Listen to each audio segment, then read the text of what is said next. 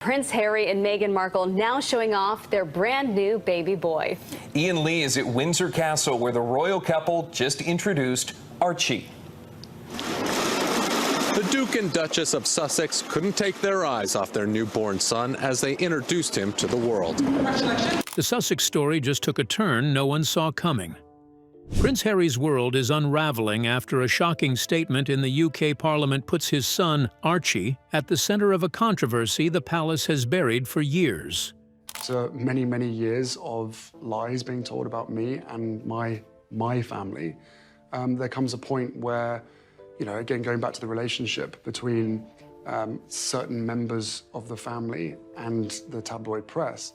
Rumors, questions, and whispers have followed the Sussex children since the beginning, but this time, silence is no longer an option.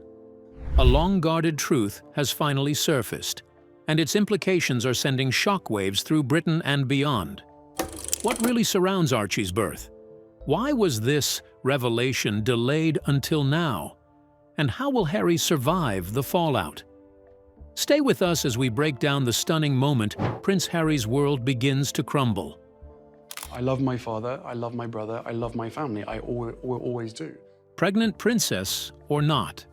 On Monday, October 15, 2018, Kensington Palace announced that Meghan Markle, Duchess of Sussex, was pregnant with her first child.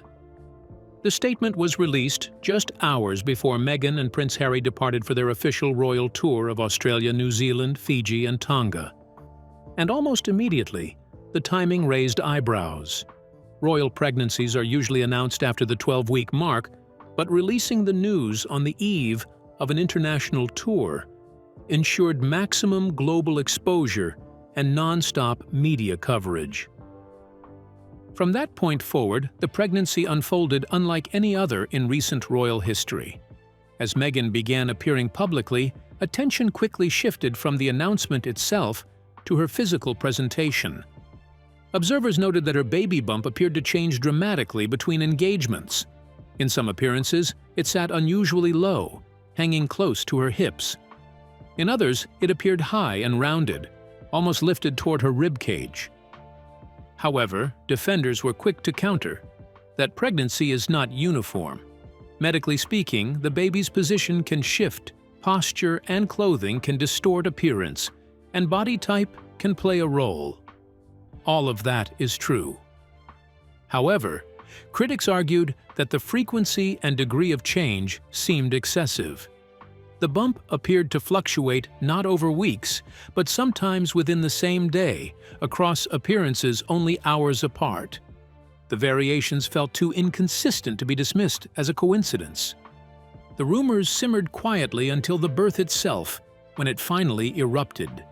On May 6, 2019, Buckingham Palace issued a statement announcing that Meghan was in labor. Media outlets positioned themselves outside hospitals, anticipating the usual royal protocol. Hours passed, and then another announcement came, one that stunned the press. Archie had already been born earlier that morning, and Meghan was no longer in the hospital. By the time the public was informed, she was already home with her newborn. This was unprecedented. Traditionally, royal births are announced promptly, with clear timelines and formal verification. Doctors' signatures are displayed on an easel outside Buckingham Palace, confirming the birth details. In Archie's case, the announcement notice contained no medical signatures at all, just text. People noticed even stranger details. Prince Harry was not referred to as Harry. He was referred to as Henry, his legal name. While technically correct, critics pointed out that previous royal announcements had used commonly known names, but this one did not. More striking was the absence of the word prince. He was not styled as Prince Harry, but rather as His Royal Highness Henry, Duke of Sussex. But that wasn't all. For some reason, probably known only to Meghan, she decided to amend Archie's birth certificate only 11 days after his birth to reflect her title as Her Royal Highness, the Duchess of Sussex, rather than her full legal name, Rachel Meghan Markle. Why did she not want her real name registered as the birth mother of her son? To some, this was merely formal protocol. However, others saw it as a careful narrowing of language to avoid claims beyond what could be strictly substantiated. But the controversy only deepened when images of Archie began circulating. Rather than the clear, open presentation seen with other royal children, photographs of Archie were tightly controlled, selectively released, and often blurry. Lighting and angles made it difficult to see the child's features clearly. Some viewers claimed Archie appeared different from one image to another, though others dismissed this as normal infant development combined with photography inconsistencies. Still, people wondered why there was such extraordinary control. What could be so sensitive that even a newborn's public presentation required such caution? Supporters insisted the answer was simple: privacy. Meghan and Harry were protecting their child from intrusion. But as Archie grew older, the controversies had grown even larger, and people began wondering whether there was more to the initial secrecy. What kind of greater mystery could confuse the people? The suspicious post. On May 6, 2019, as news of Archie's birth slowly filtered into the public domain, an unexpected social media post began circulating. Marcus Anderson, a longtime confidant of Meghan Markle, and a figure frequently described as one of her closest inner circle allies, reportedly posted a message suggesting that he was now a father. The timing alone was enough to ignite suspicion. According to those who saw it, the post was brief and unambiguous. Then, just as quickly as it appeared, it was deleted. Screenshots circulated almost immediately. People argued it could have referred to something entirely different, metaphorical language, a joke, or even a mistake. But critics were not persuaded. To them, the coincidence was too precise. The post appeared on the same day Archie was born, during the same narrow window in which confusion already surrounded the birth announcement. And once that connection was made, the speculation escalated rapidly. Attention soon shifted from posts to photographs, specifically images of Archie that became publicly available in the weeks and months that followed. Viewers began scrutinizing the child's appearance with unsettling intensity. Among the details seized upon was what some described as a distinct birthmark. It was not faint, they claimed, nor vaguely defined. To them, it appeared strikingly similar to a mark seen on Marcus Anderson in other images circulating online. The narrative gained further traction when attention turned to Archie's hair. Archie's red hair became one of the most discussed physical traits associated with him. On its own, it seemed innocuous. After all, Prince Harry is famously red-haired. But critics argued that genetically, the odds required further explanation. Red hair is a recessive trait. For it to appear, a child must inherit recessive genes from both parents. However, Meghan Markle, who is of mixed African-American and European-American heritage, could still carry a recessive red hair gene without expressing it. That is not unusual. When two recessive genes combine, one from Harry, one from Meghan, the trait can manifest. From a genetic standpoint, Archie's red hair is entirely plausible. And yet, conspiracy narratives ignored this explanation.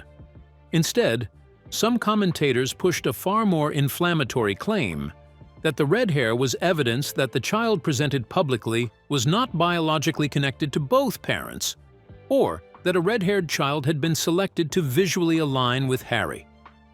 Though unsupported, these claims circulated widely.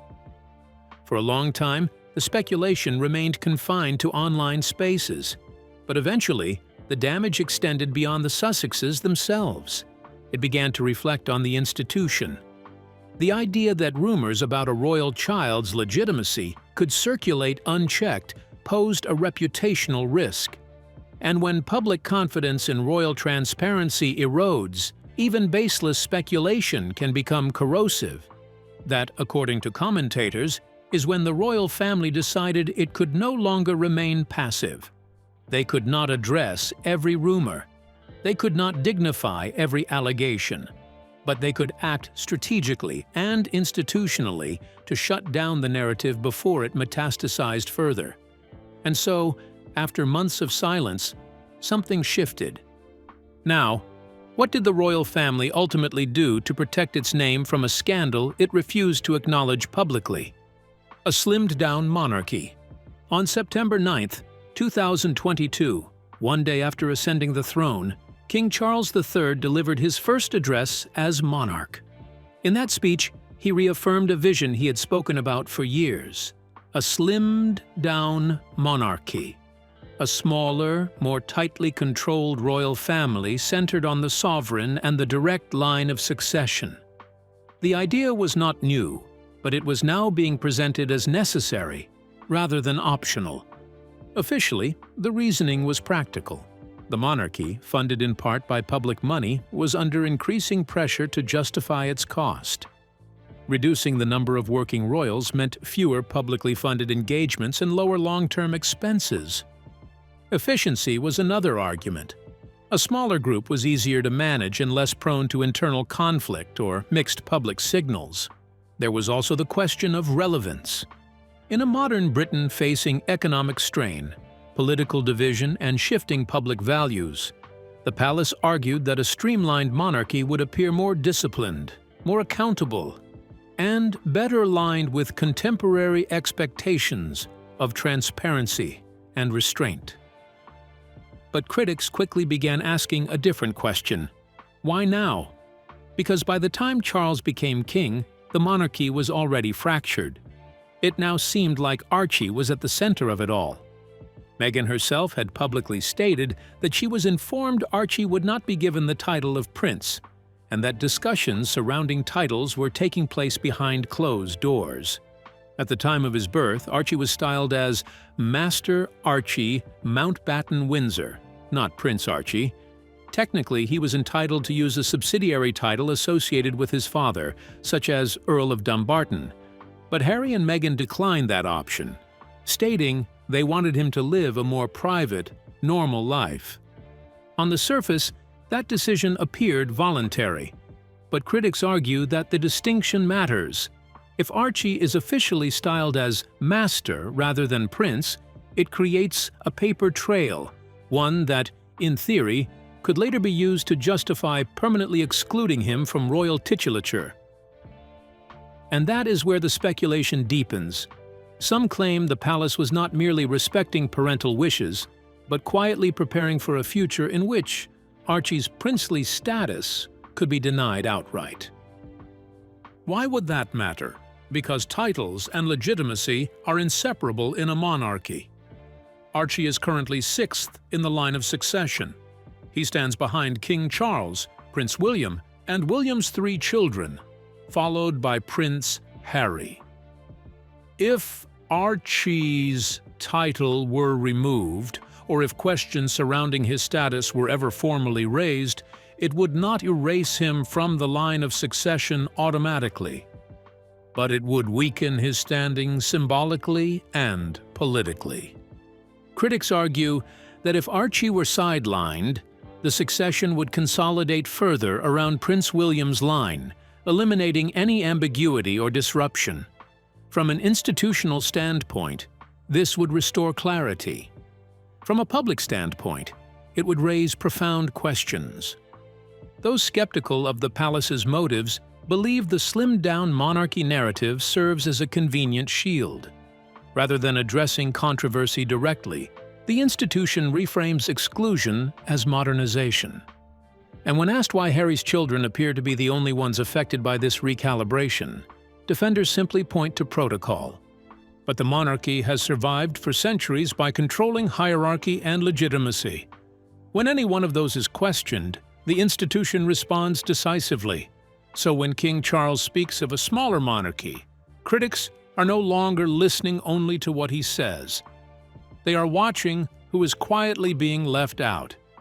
And is this really about modernization, or about drawing a permanent line between the Crown and Prince Harry's family.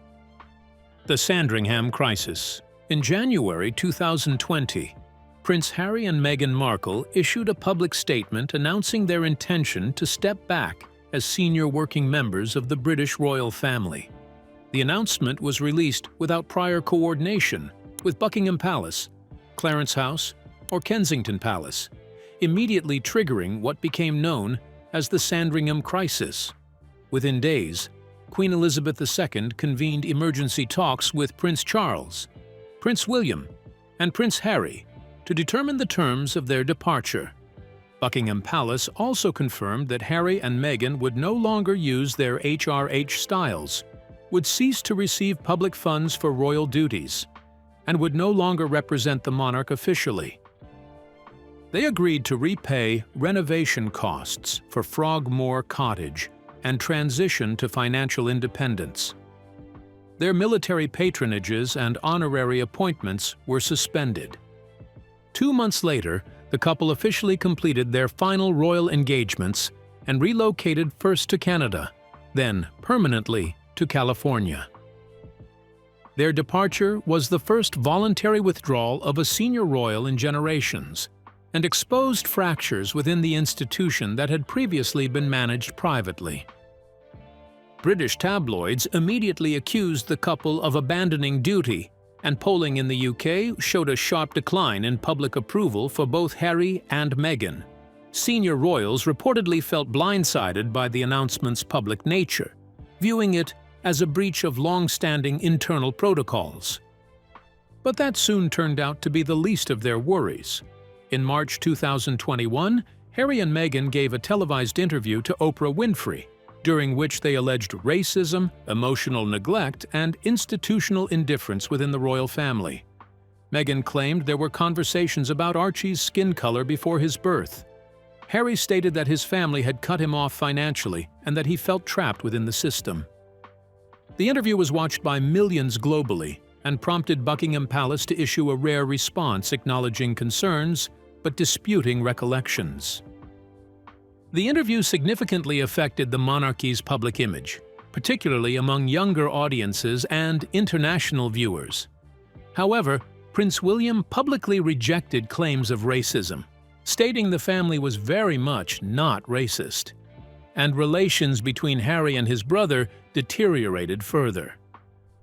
In 2022, the couple released a Netflix documentary series detailing their experiences with the royal family and the press.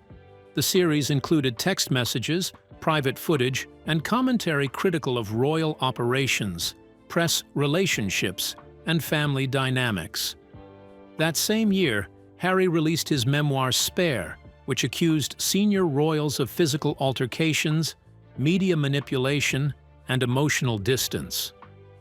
The book became a bestseller, but intensified backlash in the UK. While sympathy for the couple initially existed, repeated public disclosures led some audiences to become fatigued. They even started accusing the couple of monetizing grievances. Institutionally, the monarchy tightened communication protocols, reduced informal engagement with the Sussexes, and limited public acknowledgement. Invitations became selective, and appearances were carefully managed, most notably during Queen Elizabeth II's Platinum Jubilee and funeral, where Harry and Meghan were present but clearly separated from the core working royals. Security became another point of contention. After losing publicly funded protection, Harry pursued legal action against the UK government, arguing that his security risk remained elevated due to his status and military service. The Home Office rejected his request, reinforcing that security decisions are based on role, not birthright. As of now, Harry and Meghan remain in the United States, raising their children outside royal life, pursuing private ventures, and engaging selectively in public advocacy. Family relationships remained strained. Harry acknowledged limited contact with his father and brother. Meghan remained estranged mainly from her own family, particularly her father and half-siblings. But since leaving the United Kingdom and the institution that defined them, have Harry and Meghan truly managed to put their lives back together?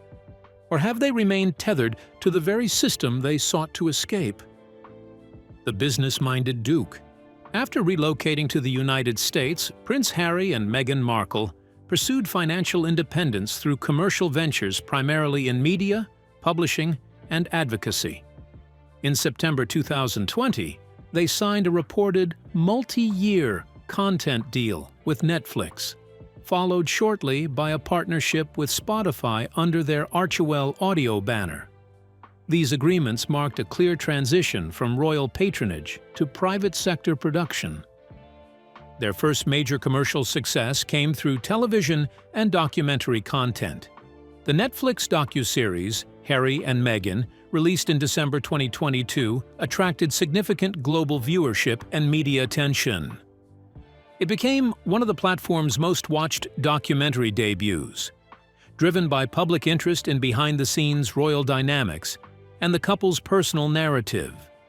The series reinforced their marketability when focused on autobiographical storytelling. In January 2023, Prince Harry published his memoir, Spare. The book broke first-day sales records in multiple markets and became one of the fastest-selling non-fiction titles in recent publishing history. Commercially, it was a success.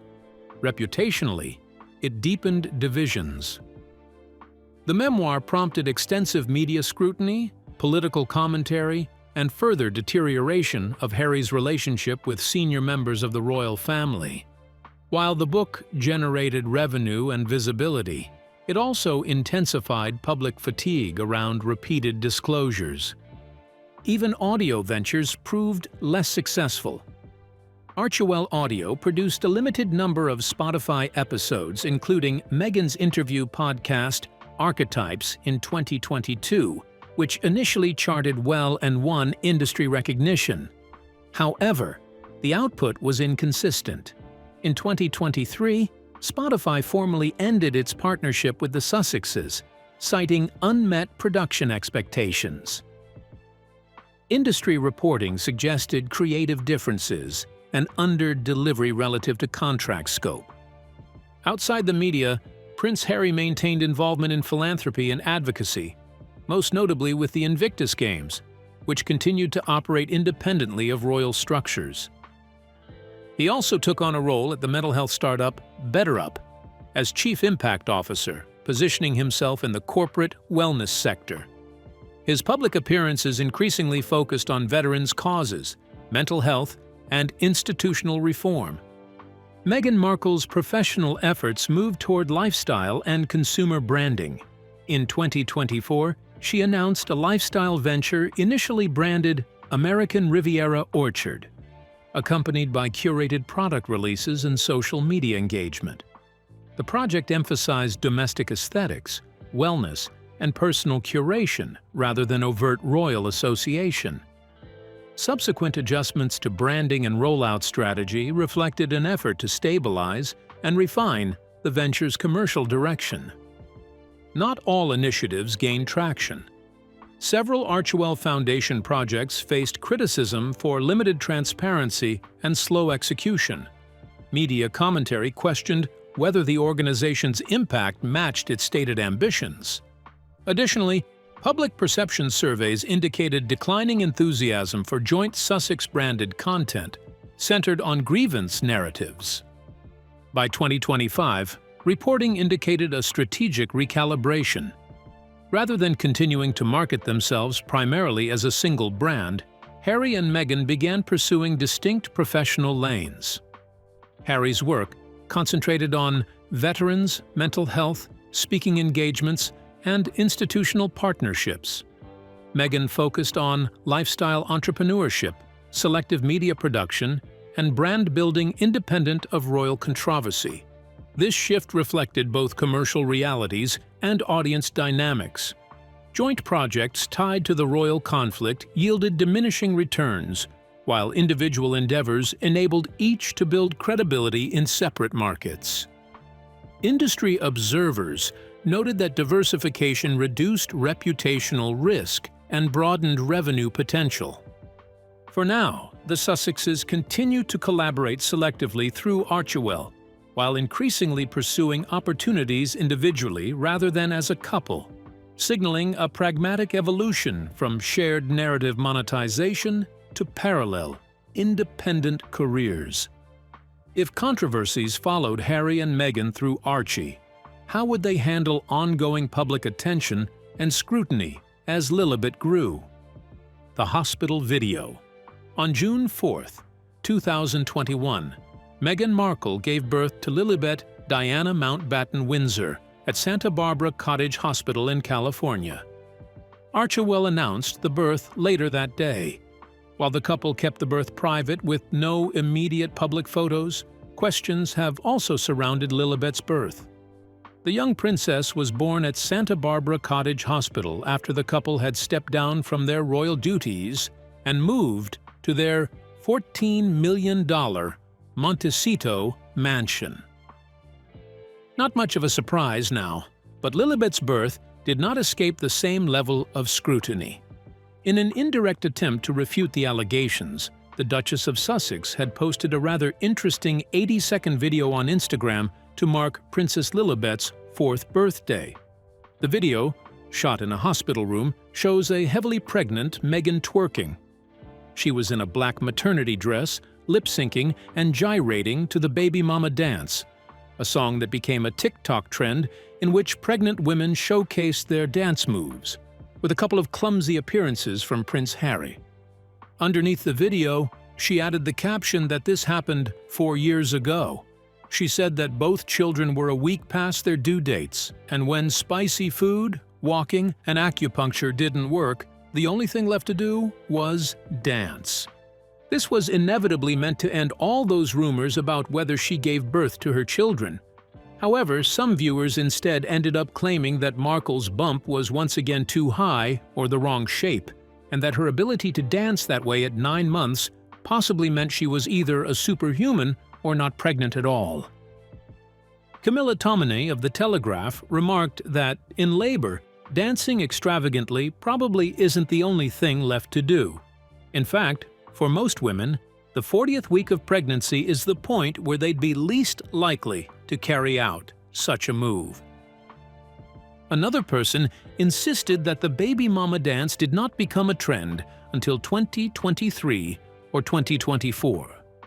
One social media user commented on this that unless Harry and Meghan can predict the future, they would not have been able to dance 2021 when it did not exist as a trend. For another woman who has spoken about the devastating impact of online trolling, these rumors must be particularly hard for Meghan to take. That was probably not the first time she attempted to debunk them indirectly.